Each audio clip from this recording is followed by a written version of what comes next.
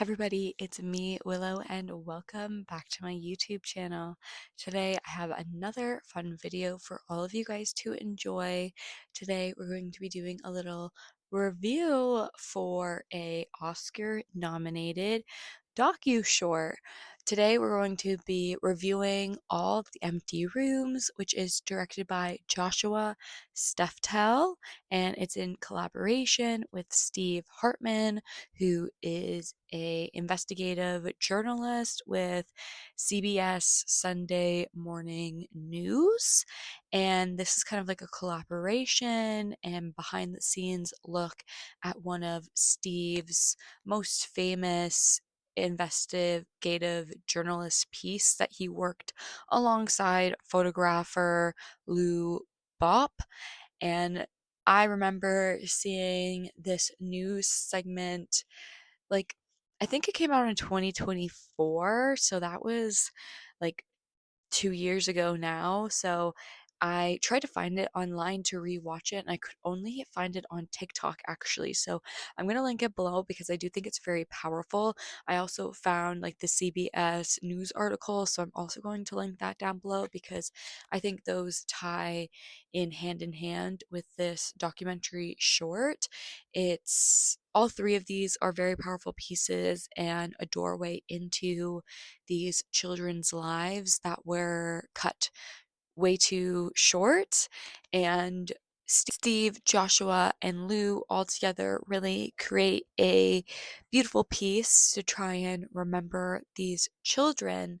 So, this documentary is about school shootings and the families and basically the rooms of these children and how most of them have been completely untouched and are just remaining still and like monuments to these children who have been lost. So we open up with Dominic Blackwell, who is 14, and he passed away at Saugus High School on November 14th, 2019.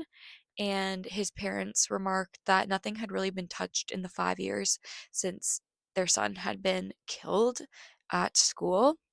And they didn't want to lose the smell of him, so they have kept all of his laundry in his laundry bin, and the only thing his mom washed were his underwear and his socks because she thought that would be a little bit gross, but everything else she kept completely untouched. And we look around the room and we see like the LA Dodgers is a really big theme, and SpongeBob, and lots of pictures of his friends, and you just think, man, this was a 14-year-old boy just living in his glory in a beautiful room filled with sports, animation, and all of his best friends. So it's really tragic, and it's a very powerful intro to like kind of grasp you in.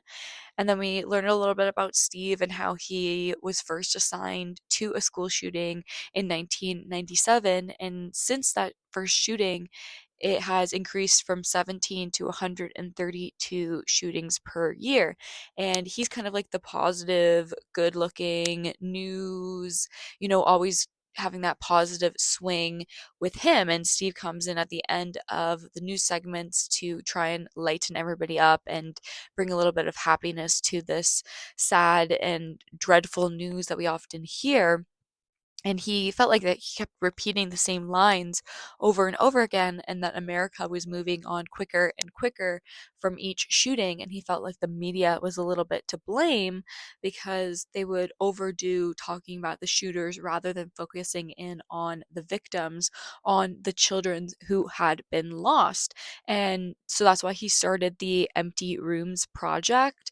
And this documentary short follows Steve and Lou as they finish their final three rooms. So we see Dominic, and then we get to see three children really in depth. And we get to talk about Lou and his background of being a action photographer, often photographing people in motion, and how this is a really hard project for him as there's no people for him to shoot. He has to really focus in on the items and let that, take the emotion.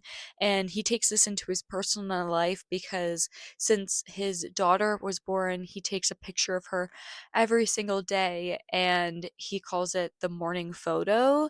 And there's just one moment near the end of the documentary where we get a montage of every single photo that he's taken of his daughter in the morning photo project since her birth to like that moment in the documentary. And I started to cry. It was really, really powerful. And I was just thinking of the contrast of these children whose lives have been lost and cut short way too early compared to Lou's own daughter and how he, holds that as he does this project. The next kid we look at is Hallie Scrudge. She was 9 years old and was killed in the convent shooting, and it was on March 27th, 2023. And Steve asks her parents, "What do you think this is going to benefit, doing this project for you guys?" And Hallie's father said, "I don't think we're really going to benefit from this, but we would like to see how Hallie's life can benefit other people." And we looking at her room and we see football and we see bracelets with her name on it. We see pink and green, and we also see a vanity, and this is pretty consistent in the girls' rooms. And I just especially like Hallie, who's 9 years old, and just seeing like that vanity that's there, that was supposed to be there as she grew up and became this mature woman and, did her makeup and all this stuff. And I just thought that was really powerful seeing all her stuff scattered across it. And they show old videos of her, and it's just really, really poignant to see like the joy that she had in her life. And her parents say that they want her smell and they will smell her blankie, and they do a lot of crying in her room, but they think that it helps them because sometimes you need to be sad in the situation in order to connect with her. And the moment that like killed me the most was when they interviewed um Hallie's older brothers, and they talk about her as being a little sister and how she was annoying and competitive, and they'd always fight against each other. And they show like a photo of her with like this basketball and how she didn't want to share with her brothers. And then her one brother said that he wants everybody to remember that she was a great person and a good little sister. And I was just bawling, and she had a kitty cat hoodie and just all these little innocent, beautiful things that a 9-year-old should have gotten to enjoy. And it's crazy, and it's just so surreal, which is something Lou talks about, and how they'll see a brush in a hair and a cap on a toothpaste or hair ties on a door, and how talking about this is so surreal, and the fact that this is a real thing, like them taking pictures of these children who have been lost to a school shooting, is just so horrendous. And Steve has been quoted to be finding the prescription for happiness, and he's the good news guy, and he can't do that anymore. And that's why he needs to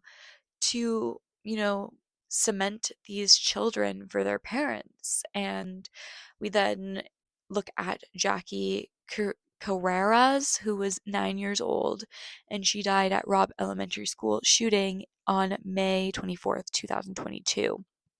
And they show this video of how she was very close to her father, and she was getting ready for this father-daughter dance, and they're talking about how they're going to do her hair on her wedding day and who she's going to marry. And her father is very emotionally affected by this. And you look at her room and you see that it's pink and it's purple, and she has all of these like UV lights on, like similar to this, and how she loved lights, and they have not been turned off since she turned them on. And they have Build-A-Bears with Jackie's voice, in them. So when you press the hand, you can hear her like laughing. And they said that she wanted to be a veterinarian and she loved animals, and she had stars and hearts and unicorns all over her room. Just again, these little girl, innocent, beautiful, fantastical little dreaming things. And she again had a vanity there with all of her little makeup and her hairbrushes. And there was a lot of also memorials in her room, which kind of set her apart from the other rooms. She had like a quilt with her face on it. She had a little poster with everybody's little quotes and signatures, and they had a big poster, on the wall of Jackie as well. And I thought that really set the room apart and how it was kind of built to be this shrine to her. And her parents remarked that her room was her safe place and played a really big role in her life. And it's just horrible that these kids are missing out on, living their lives. And it's just, like, I don't know what more to say. It's just like it's a really, really poignant documentary. It's really sad. And we move on to Gracie Mullenberg, who was 15 and also was killed at Saugs High School on November 14th, 2019, similar to Dominic. And one thing that struck me was that she had her clothes waiting on her rack, ready for the Friday, like the day before the weekend. And she had two options. She had like a sweater and a like bottom, and then she had like a dress. Like she didn't know which one she wanted to pick. And her mom mentioned that she would always have all the outfits from Monday to Friday laid out on that rack. And she went to school on a Thursday and never got to choose what outfit she wanted to wear on the Friday. I also thought Gracie was different from everybody else because they have ring footage of her locking the door and leaving her house the day before she passed. And I thought that was very interesting to see some of her final, safe moments. And she had all these expectations. She was going to buy her first high school dance ticket that day. She was going to buy her dress for the dance the next day on the Friday. And she had a lot to look forward to. And she'd left notes for herself for the future. And one of them was talking about high school and how she was going to meet some of her lifetime long friends. And it's just like, again, like, I don't know, like these parents giving us this moment to kind of see into these children's lives and see how they were ripped from the rural world is, um, I think it's really bittersweet because it's like, why should I be watching this? Like, this again, like, this is surreal. This can't be real, but we're talking about it.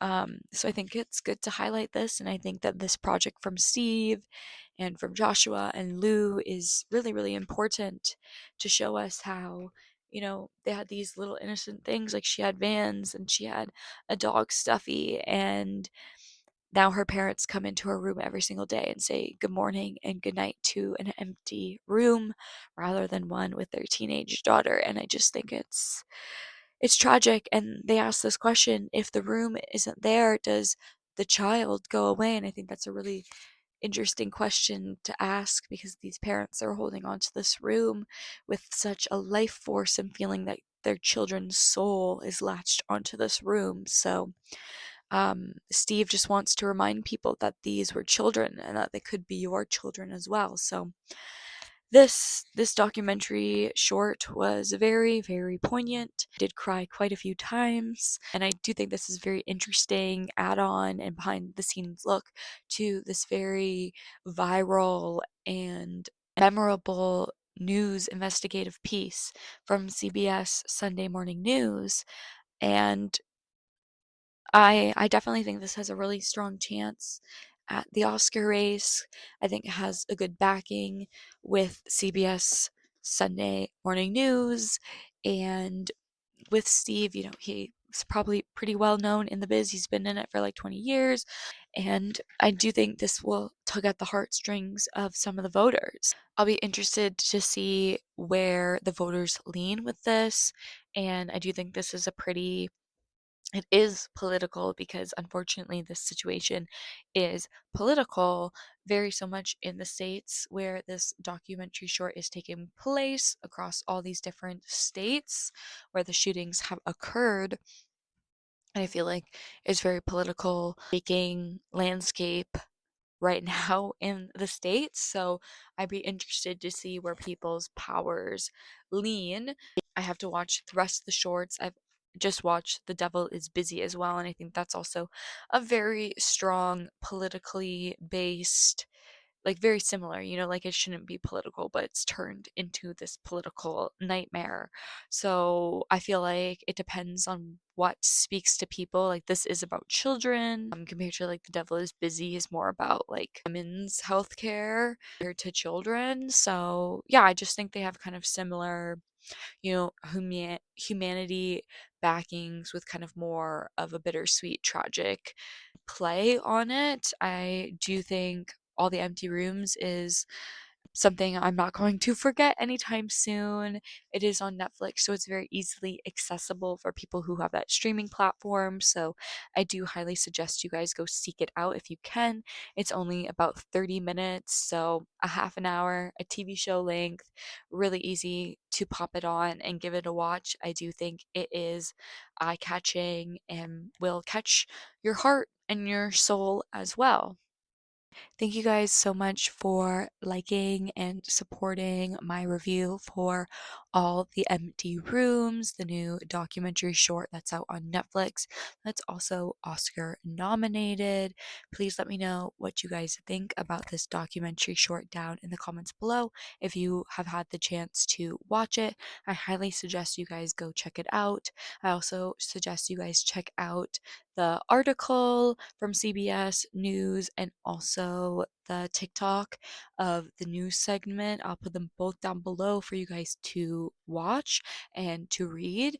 And also the one with like the news article is also has like all the pictures of the room. So I would suggest you guys watch or click on that article as well so you guys can kind of get a feel of the rooms. So thank you guys so much for supporting my video and my channel by giving it a thumbs up and starting the conversation down below. I'm also on all the other social media platforms like Letterboxd, TikTok, Instagram, and the Awards Expert app at Willow D Steele. So give me a follow on all of those platforms. Thank you so much for engaging with my platforms, as it really pushes me out into the algorithm and helps me meet other like-minded people like you guys.